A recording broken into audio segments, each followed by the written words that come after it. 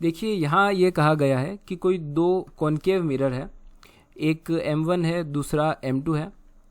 M1 की radius of curvature हमें दी गई है 20 सेंटीमीटर्स।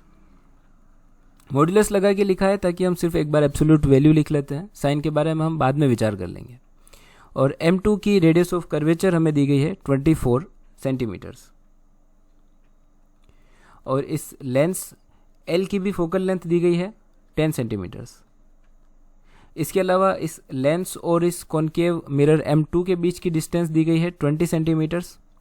और इन दो लेंस और M2 के बीच में एक सोर्स पड़ा हुआ है S। हमें यह बताना है कि इस सोर्स के जो बहुत सारे इमेजेस बनेंगे उनमें से कोई एक इमेज अगर इस सोर्स के ऊपर ही बन जाए तो उस कंडीशन में अगर मिरर M1 और L के बीच की डिस्टेंस n/7 रखी जाए तो n की वैल्यू क्या होनी चाहिए, मतलब इस S की इमेज इसी के ऊपर बनानी है। सबसे पहले हम ये देखते हैं कि इस S के अंदर से जो रेज निकल करके जाएगी और इस M2 के अंदर अपना इमेज बनाएगी, वो किस जगह बनेगा। हमें फाइंड करना है इसके लिए V की वैल्यू, और U जो कि है ऑब्जेक्ट से इस कॉन्केव मिरर M2 के बीच की डिस्टेंस, वो हो जाएगी हमारे पास 10 सेंटीमीटर्स। 10 इसलिए क्योंकि इन्होंने ये कहा है कि ये जो सोर्स है ये मिडवे में पड़ा है, इन मिरर और इसके मिडवे में, ये डिस्टेंस 10 सेंटीमीटर्स है। और फिर क्योंकि हम यहाँ से अपोजिट डायरेक्शन में जा रहे हैं लाइट की डायरेक्शन के, नेगेटिव 10 सेंटीमीटर्स U की वैल्यू होगी। और फिर mirror equation 1/v + 1/u = 1/f। यहाँ से 1/v की वैल्यू मिलेगी 1/v - 1/u। फोकल लेंथ होगी 12 centimetre, half of radius of curvature. और फोकल लेंथ भी नेगेटिव होगी क्योंकि इस डायरेक्शन में होगा, इसका फोकस के इस जगह होगा। -1/u की वैल्यू होगी -10। इसको सोल्व करेंगे इस इक्वेशन को, तो v की वैल्यू हमें मिलेगी 60 सेंटीमीटर्स। पॉजिटिव 60 सेंटीमीटर है, जो हमें बता रहा है कि ये रेज अगर कन्वर्ज करती तो यहाँ जाके कहीं कन्वर्ज करती, बट क्योंकि बीच में मिरर है ये रेज एक्चुअली में इस पाथ पर रिफ्लेक्ट हो रही है और यहाँ से आती हुई सीम हो रही है। और ये जो पॉइंट है ये 60 सेंटीमीटर डिस्टेंस पर है। अब ये जो ऑब्जेक्ट है ये ऑब्जेक्ट की तरह बिहेव करेगा इस लेंस के लिए।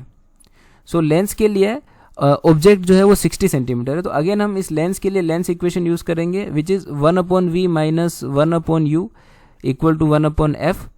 यहाँ ऑब्जेक्ट की डिस्टेंस लेंस से हो जाएगी u = यहाँ से लेकर के यहाँ तक की डिस्टेंस जो है M2 और इस वर्चुअल ऑब्जेक्ट की डिस्टेंस 60 है और लेंस और मिरर के बीच की डिस्टेंस 20 है।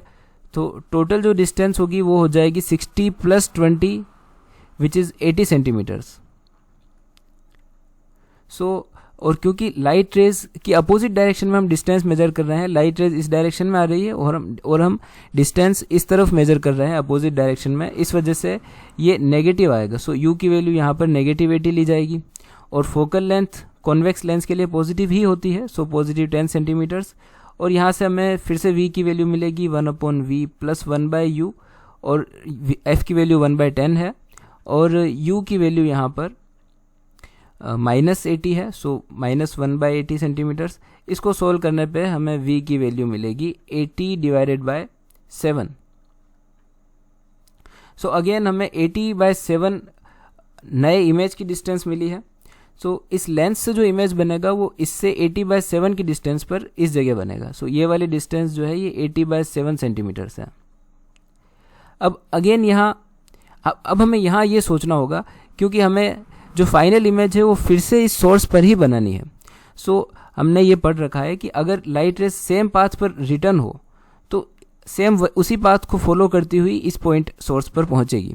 तो अगर लाइट रे को सेम पाथ पर वापस ट्रेस बैक करना है तो ये जो पॉइंट है जहाँ पर ये रेस कन्वर्ज कर रही है, ये इस मिरर M1 का सेंटर ऑफ कर्वेचर होना चाहिए। अगर ये सेंटर ऑफ कर्वेचर हुआ तो लाइट रेज सेम जिस पाथ पर आई है उसी पाथ पे वापस रिटर्न हो जाएगी।